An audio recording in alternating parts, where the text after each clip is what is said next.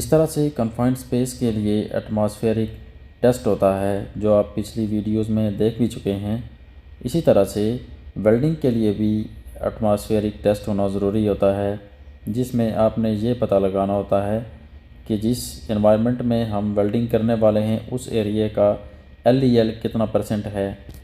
जैसे हमने confined space वाले चैप्टर में पढ़ा था कि वेल्डिंग, कटिंग, ग्राइंडिंग जैसे ओपन फ्लेम, ओपन स्पार्क हार्डवर्क्स के लिए LEL 0% होना चाहिए। 0 से ज़रा सा भी ऊपर नहीं होना चाहिए। अगर 1% भी LEL हो गया तो इस एरिया में हम नॉर्मली कोई और काम तो कर सकते हैं, लेकिन open flame, spark, hard work, welding, cutting, grinding जैसे काम बिल्कुल भी नहीं कर सकते। इसका मतलब है जिस एरिया में, जिस इन्वायरमेंट में हम वेल्डिंग, कटिंग, ग्राइंडिंग करने जा रहे हैं, वहाँ पहले जो एटमॉस्फेरिक टेस्ट होगा उसमें LEL 0% शो होना चाहिए हर सूरत, इससे ज़्यादा नहीं हो। फिर जो ऑक्सीजन का लेवल होगा वो 23.5% से ज़्यादा ना हो। 23.5% का मतलब ऑक्सीजन एनरिचमेंट कहलाता है, जो हम कन्फाइंड स्पेस वाले चैप्टर में पढ़ चुके हैं, और इसकी रीज़न भी उस टॉपिक में पढ़ चुके हैं कि ऑक्सीजन एनरिचमेंट का क्या मतलब है और ये हमारे लिए और खुसूसन हार्डवर्क्स, ओपन फ्लेम, ओपन स्पार्क के लिए किस तरह से नुकसानदेह हो सकती है। लिहाजा 23.5% से ऊपर अगर ऑक्सीजन है 1% भी, तो वहाँ पर वेल्डिंग, कटिंग, ग्राइंडिंग नहीं होगी। आरामको के प्रोजेक्ट्स पर जो भी वेल्डर वेल्डिंग करेगा वो आरामको से अप्रूव्ड होगा, सर्टिफाइड होगा, उसके पास वैलिड कार्ड होना चाहिए। ये चीज़ क्वालिटी से मुतल्लिका ज़्यादा है, लेकिन CSM में लिखा हुआ है कि वेल्डर्स के पास सऊदी आरामको का कार्ड वैलिड होना चाहिए। लिहाजा हमें ये भी चेक करना होगा। वेल्डिंग, कटिंग, ग्राइंडिंग जैसी एक्टिविटीज़ हमेशा वेल वेंटिलेटेड एरिया में होनी चाहिए, जहाँ खुली हवा चल रही हो, खुला एरिया हो। लेकिन अगर आप इनक्लोज्ड एरिया में वेल्डिंग, कटिंग, ग्राइंडिंग करने वाले हैं जैसे कि कन्फाइंड स्पेसेस, तो यहाँ ज़रूरी है कि आप वेंटिलेशन भी इस्तेमाल करें। जिस तरह से ये टैंक आपको कन्फाइंड स्पेस नज़र आ रहा है, अभी ये चारों तरफ से बंद हो चुका है। ये इसका एंट्री पॉइंट है और इसके मुख्तलिफ़ जगहों पे, मुख्तलिफ़ पॉइंट्स के ऊपर इन्होंने वेंटिलेशन लगाई हुई है, फैंस लगाए हुए हैं, ब्लोअर्स लगाए हुए हैं जो बाहर की ताज़ा हवा अंदर भेज रहे हैं। जिस किसी लोहे की सरफेस को काटना हो या उसके ऊपर वेल्ड करना हो और उसके ऊपर पहले से कोई पेंट हुआ हो, कोटिंग मौजूद हो, तो सबसे पहले इस कोटिंग की फ्लेमेबिलिटी टेस्ट करनी पड़ेगी। अगर पहले से ये पता ना हो कि ये कोटिंग फ्लेमेबल है, एक टेस्ट होगा जिससे ये पता चलेगा कि ये फ्लेमेबल है कि नहीं है।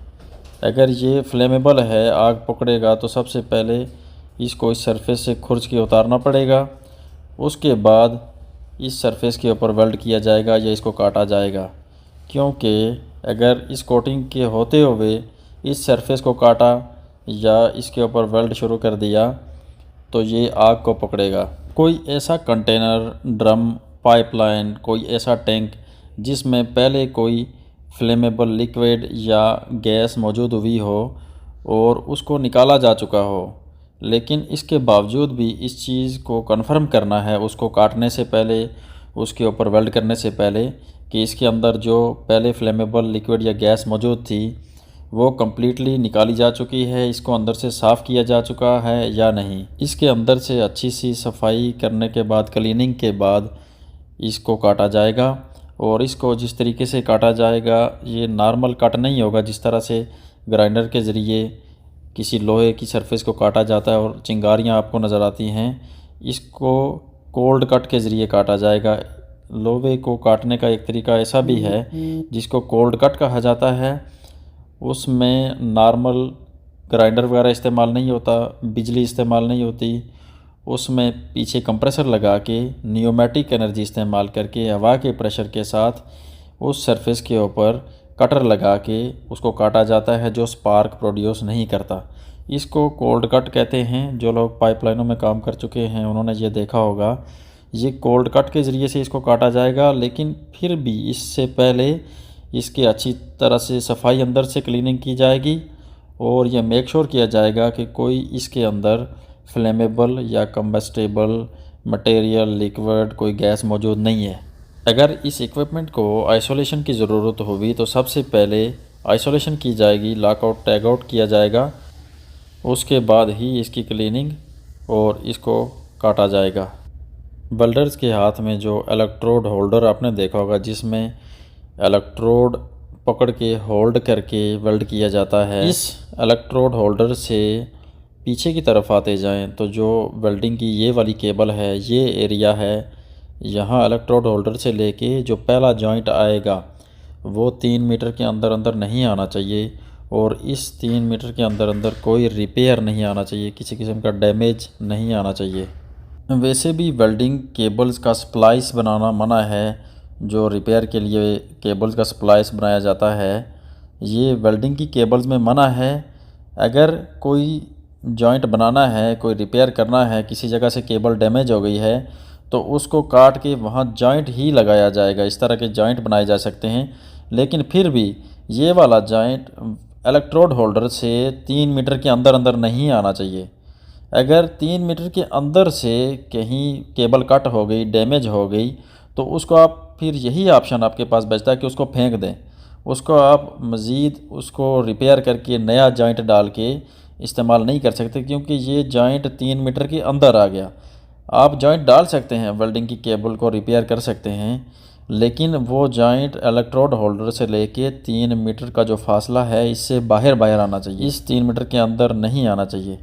वेल्डिंग केबल्स के अंदर अगर कोई जॉइंट बनाया भी जाएगा तो सिर्फ standard plug and socket coupling इस तरह की यूज़ होगी। सीएसएम में तो इस चीज़ की डिटेल नहीं लिखी हुई कि 3 मीटर के अंदर जॉइंट क्यों नहीं आना चाहिए, और कम से कम 3 मीटर तक ये इलेक्ट्रोड होल्डर से लेके पहले जॉइंट तक केबल क्यों लंबी होनी चाहिए, कम से कम 3 मीटर। ये चीज़ सीएसएम में तो कहीं मेंशन नहीं है इसकी रीज़न, लेकिन साइट पर वेल्डर्स से और वेल्डिंग फोरमैन सुपरवाइज़र से डिस्कशन के बाद इस नतीजे पर मैं पहुंचा हूं कि उन लोगों के मुताबिक अगर इस एरिया में कोई जॉइंट आएगा, कोई रिपेयर आएगा, तो उसकी वजह से ये हो सकता है कि ये जो केबल है ये बर्न हो जाए। किसी केबल की क्वालिटी भी लो हो सकती है, ये भी वजह बन सकती है। और ये जो इलेक्ट्रोड इस्तेमाल करते हैं, वेल्डिंग रॉड इस्तेमाल करते हैं, इनमें किसी की मोटाई कम होती है और किसी की मोटाई ज़्यादा होती है।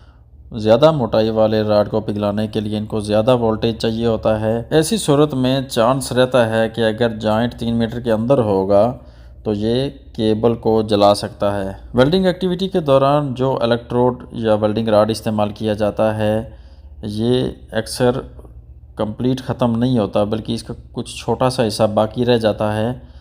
तो ये जो हिस्सा बाकी रह जाता है, इलेक्ट्रोड बड्स इनको कहते हैं, इन वेल्डिंग रॉड्स के ये बचे हुए हिस्से किसी एक जगह आपने जमा करने हैं, किसी एक बकेट वगैरह में जमा करने हैं, और बाद में इनको किसी अलग जगह पे इनको स्टोर करना है। एक सिंगल इलेक्ट्रोड का बचा हुआ हिस्सा भी आप नीचे नहीं फेंकें कि ये तो छोटा सा है, कोई बात नहीं है। आपकी साइट पर जो इलेक्ट्रोड लाए जाएंगे, जिस सप्लायर से ख़रीद कर लाए जाएंगे, इन इलेक्ट्रोड्स के साथ सप्लायर MSDS भी आपको प्रोवाइड करेगा। जिस तरह से आपने सुना होगा कि केमिकल्स के लिए और हैज़र्डस सब्सटेंसेस के लिए हमें एक पेपर चाहिए होता है जो मैन्युफैक्चरर प्रोवाइड करता है, सप्लायर आपको प्रोवाइड करेगा। उस डॉक्यूमेंट के ऊपर इस प्रोडक्ट की डिटेल लिखी होती है कि ये किन किन चीज़ों से मिलकर बना है और इस प्रोडक्ट से हमें क्या क्या ख़तरात हैं।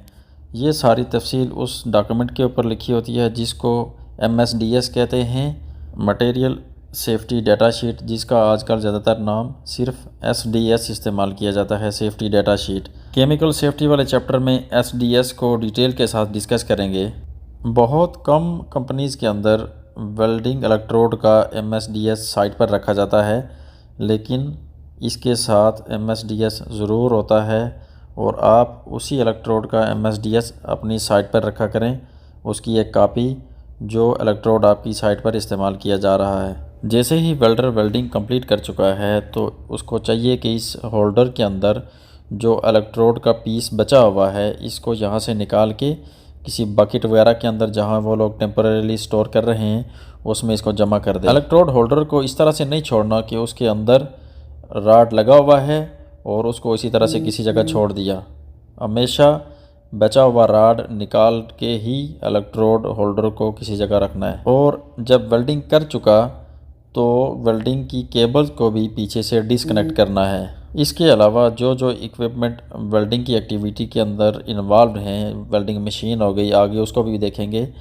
इन सारे इक्विपमेंट्स को बंद करना है जब वेल्डिंग एक्टिविटी ख़त्म हो गई।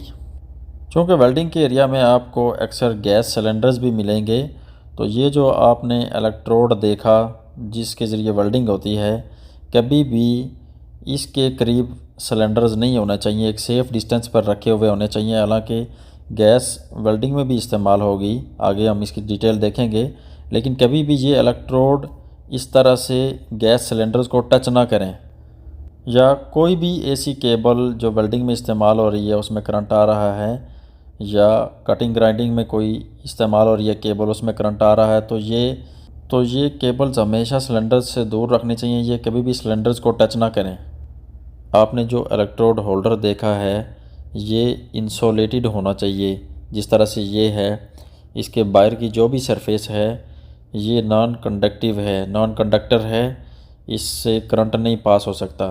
अलबत्ता इसके अंदर आप यहाँ गौर से देखेंगे तो यहाँ आपको मेटल नज़र आएगी, यही इलेक्ट्रोड के साथ वेल्डिंग रॉड के साथ टच होती है, पीछे से करंट लेके आती है तो ही वेल्डिंग होती है।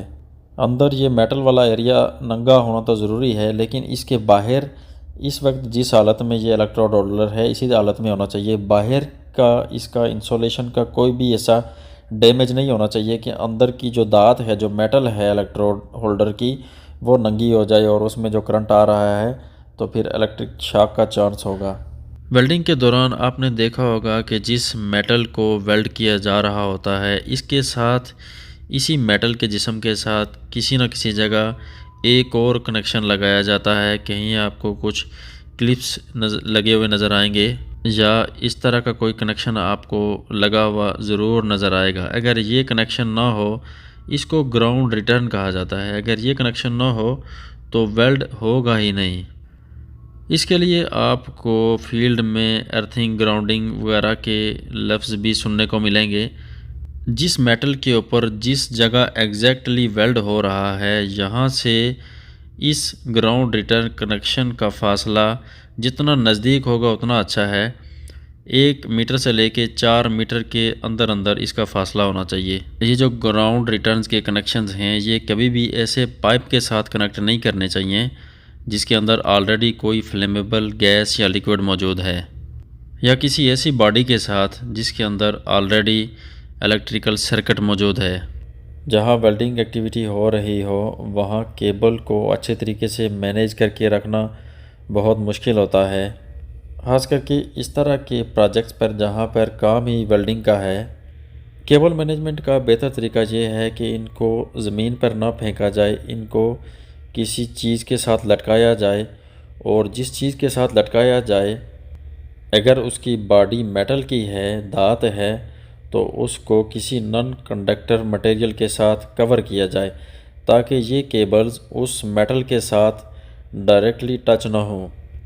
इन केबल्स को ज़मीन में दफनाया भी जाता है, अंडरग्राउंड भी इनको किया जाता है, लेकिन सारी केबल्स को इलेक्ट्रोड होल्डर तक ज़मीन में दफन नहीं किया जा सकता। वेल्डिंग एक्टिविटी के दौरान फिर भी बहुत सी केबल्स ज़मीन के बाहर रहती हैं। फिर ये केबल्स बिखरी हुई नहीं होनी चाहिए, जितना हो सके इनको समेट कर क्लोज़ करके रखा जाए, क्योंकि बिखरी हुई केबल्स ट्रिपिंग हज़ार्ड भी पैदा करती हैं। अगर वेल्डिंग केबल्स के रास्ते में कोई शार्प एज आता है तो उससे केबल्स को प्रोटेक्ट करना चाहिए ताकि केबल्स को कोई कट ना लगे इस शार्प एज की वजह से। यहाँ कोई सॉफ्टनर डाल के इनको प्रोटेक्ट किया जाना चाहिए जो नॉन कंडक्टर हो।